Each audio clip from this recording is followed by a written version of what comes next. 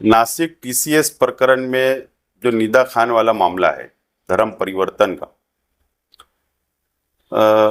जो 6 लोग अरेस्ट है और एक 7 निदा खान, तो 7 लोग उसके अंदर आरोपी है।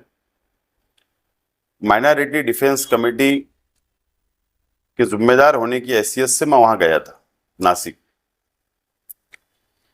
जो दानिश नाम का लड़का है, उसके परिवार ने मुझे बुलाया था, बातचीत हुई है और उसकी बेल एप्लीकेशन दाखिल है। माइनॉरिटी डिफेंस कमेटी दानिश का केस लड़ेगी, ये बात का हमने फैसला किया है। और जो नेक्स्ट तारीख है बेल एप्लीकेशन की, उसके ऊपर हम लोग वकील ले जाकर, मैं खुद भी वहां पर हाजिर रहूंगा और हम लोग केस लड़ेंगे। परिवार से मिले क्या बात हुई, क्या क्या उनके जो बनाए गए आरोपों के बारे में? नासिक में भोंदू खरात जो प्रकरण, स्कैंडल जो बाहर आया था, तो वो स्कैंडल को दबाने के लिए ये निदा खान वाला प्रकरण, टीसीएस प्रकरण बाहर आया है। उसमें कोई सच्चाई नहीं है, कोई सच्चाई नहीं है। जातिवादी शक्तियों ने यह प्रकरण को जानबूझकर उठाया कि भोंदू खरात प्रकरण दब जाए, और झूठे आरोप वो बच्चों लोग के ऊपर लगाए गए हैं, निदा खान पर झूठे आरोप लगाए गए हैं, कोई सच्चाई उसमें नहीं है। भारतीय जनता पार्टी को और आरएसएस को, बजरंग दल को यह प्रकरण के अंदर मुसलमानों को बदनाम करना था और भोंदू खरात प्रकरण को दबाना था, इसके सिवा कुछ नहीं है। मैं तो बंगाल के मुसलमानों को मुबारकबाद देता हूं। वहां पर सरकार का परिवर्तन हुआ, सरकार बदली, भारतीय जनता पार्टी बीजेपी की सरकार आई और वहां की सरकार ने निर्णय लिया कि कुर्बानी हम करने नहीं देंगे। वहां के बंगाल के मुसलमानों ने क्या फैसला किया कि हम बड़े जानवर की कुर्बानी नहीं करेंगे।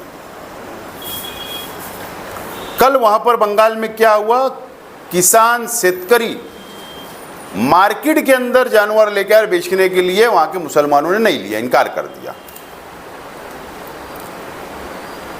मैं मुबारकबाद देता हूं।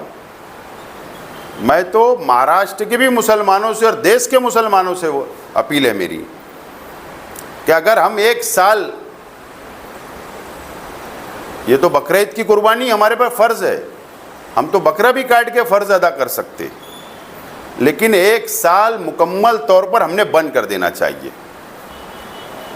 अगर जिसको इजाजत है वो भी जानवर और बाकी भी जानवर बंद कर देना चाहिए।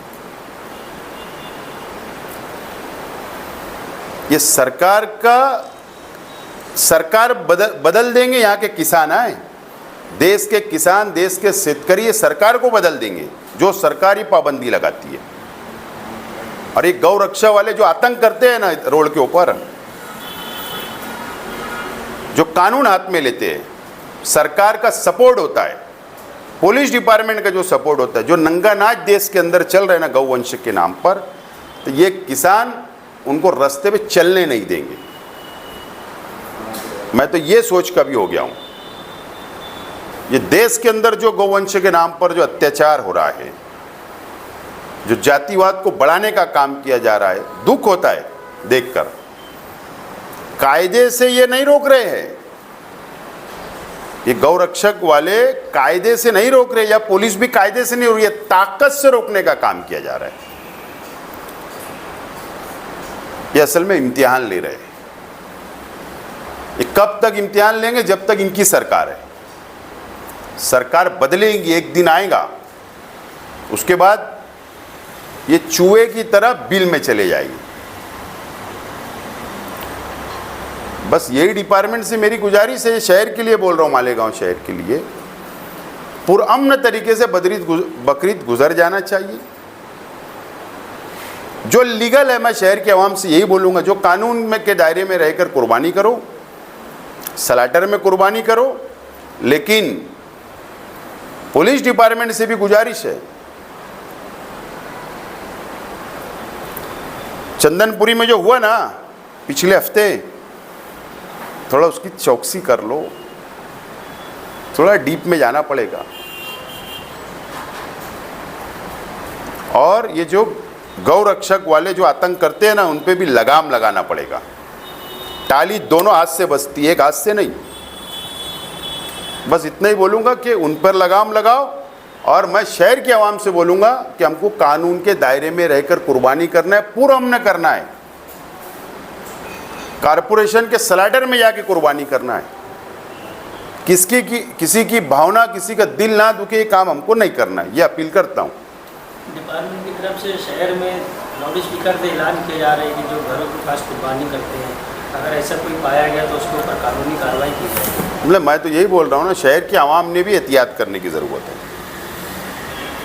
शहर के आवाम ने, कारपोरेशन स्लैटर बनाती है, वहाँ ले जाओ, पौती बनाओ और कुर्बानी करो। घर के बाहर, घर पर कुर्बानी नहीं करना चाहिए, ये भी मैं अपील करता हूँ शहर के आवाम से। अगर डिपार्टमेंट कर रहा है तो अच्छी बात है, कानून का पालन होना चाहिए। और मैं भी यही अपील करता हूँ कि कानून का पालन हमको करना है। बस डिपार्टमेंट से ये गुजारिश है, दोनों हाथ से ताली बजती है, एक हाथ से नहीं। उधर भी लगाम लगाओ। लोकसभा का अगर हम मेंबर ऑफ पार्लियामेंट चुन कर देते मालेगांव शहर के आवाम, तो हमारे कोई फ़ायदा उधर नहीं होता, कोई फ़ायदा नहीं होता। न शहर का विकास, न शहर का डेवलप होता है। हम पदवीधर मतदार संघ के अंदर एमएलसी चुन कर देते तो कोई हमारा फ़ायदा नहीं होता है। हम कारपोरेटर के जरिए जो एमएलसी चुन कर जाते, उनको भी चुन कर देते तो वो भी कुछ फ़ायदा उधर नहीं करते। शहर का विकास, शहर का डेवलप, कोई फंड नहीं लाते।